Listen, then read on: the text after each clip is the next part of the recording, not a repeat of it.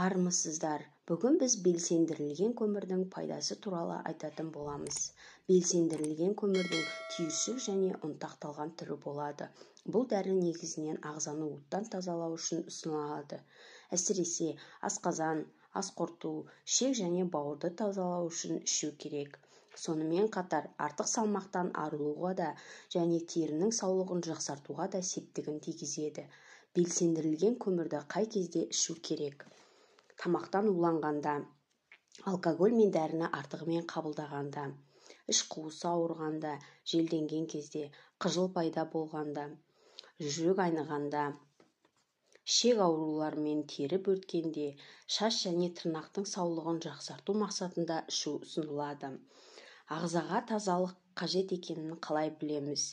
Егер ағза шлакқа толса, мына белгілер орын алады.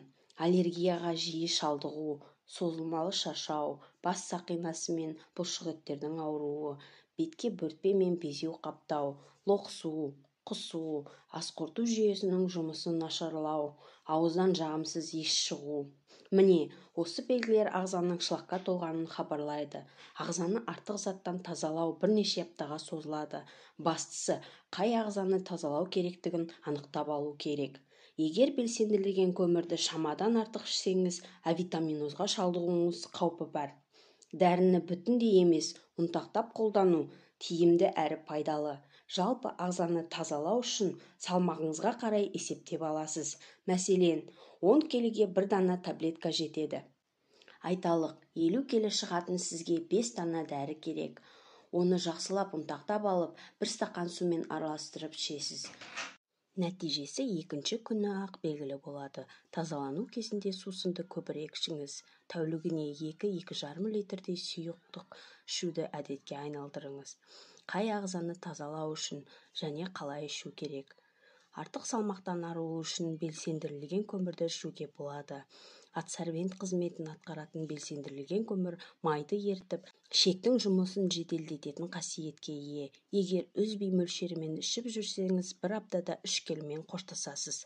Артық салмақтан арылу үшін тамақтанудан жарты сағат бұрын 3 дана дәрі қабылдаңыз. Артынан көп мөлшерде су ішуді ұмытпаңыз. Емделу мерзімі 10 күн.